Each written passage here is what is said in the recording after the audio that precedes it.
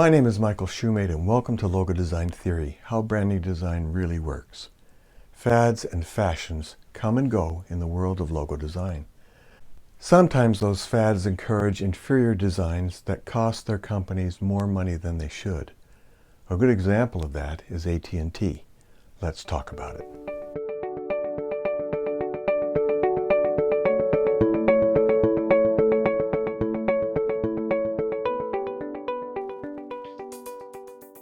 AT&T was founded in 1877 as the American Telephone and Telegraph Company, and they have had many logos over the years. In 1982, they got a very different looking logo designed by Saul Bass. 14 years later, in 1996, Saul Bass simplified the logo, reducing the number of stripes from 12 to 8, which greatly improved its clarity, especially at small sizes. This logo was designed according to the core principles of logo design, and as such, it could have lasted the corporation forever. But in 2005, AT&T was bought out by Southwestern Bell Corporation, a former subsidiary, and given a new identity. It was intended to be an homage to the timeless Saul Bass logo, but it was inferior in many ways. For a few years prior to this, the world of branding was excited by many of the new transparent and jelly treatments of the Apple computer logo. It caused quite a stir in design circles. Many designers wanted to emulate that look.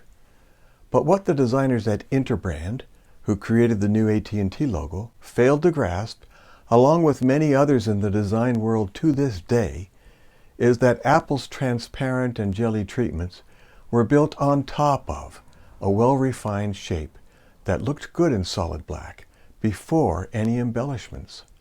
That's not the case with the 2005 AT&T logo, which seems lacking if you strip away the color subtleties. As happens with many logos today, designers get distracted with their visual whistles and bells and fail to really refine their shapes before jazzing them up. It's a case of all sizzle and no steak. Another failing for this kind of logo is that it can't be created for signage or vehicles using solid cut vinyl, and must use printed vinyl.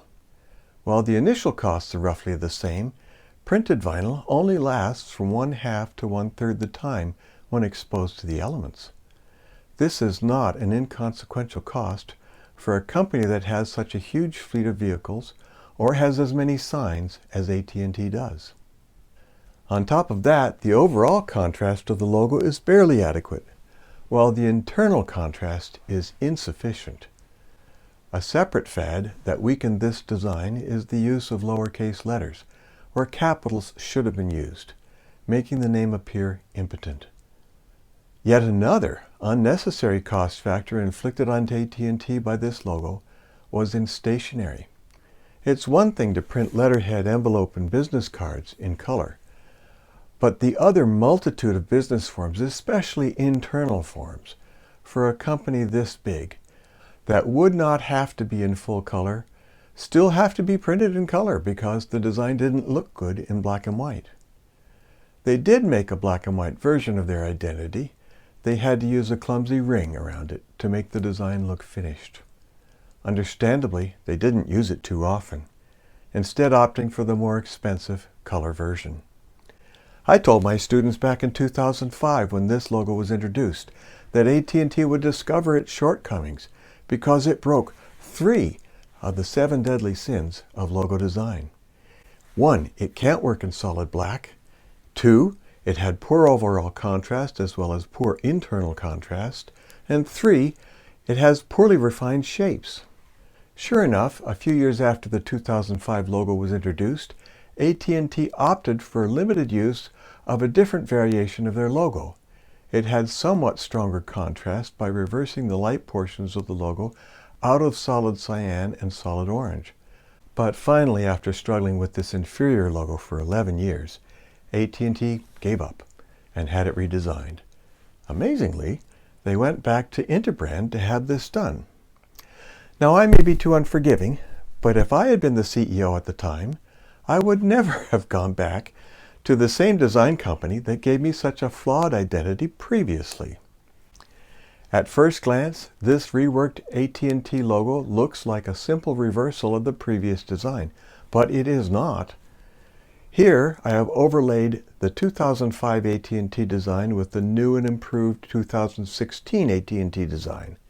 You can see the previous shapes in cooler blues and the new redrawn shapes in warmer colors. This only serves to show that every one of the stripes had to be resculpted for better aesthetic appeal. But that new logo had to be implemented. Here's what had to change. Over 6,000 buildings, over 40,000 employee uniforms, over 50,000 vehicles. Finally now, AT&T has a solid logo designed according to core principles. It could last them forever. But why does it have to be such a costly pathway to a useful identity? Too much of logo design today is hit and miss, trial and error, even with the biggest branding agencies in the world, and not just with solo designers and smaller design firms, all because they do not understand the core principles of logo design. But it doesn't have to be that way. The core principles of logo design have been discovered. This is not yet widely known in the design industry. But these principles transcend fad and fashion and always work. Look how long some of these logos have been around. Logos that have looked good for decades, even many decades, always conform to these core principles. Designing logos according to the core principles does not guarantee an excellent logo every time. But violating the core principles does guarantee a logo will not work and will need to be replaced, like the logo for AT&T. The core principles of branding design are universal and immutable, like the law of gravity. They cannot be ignored. Ignorance of the core principles, just like with the law of gravity, will not protect you from the consequences of violating them.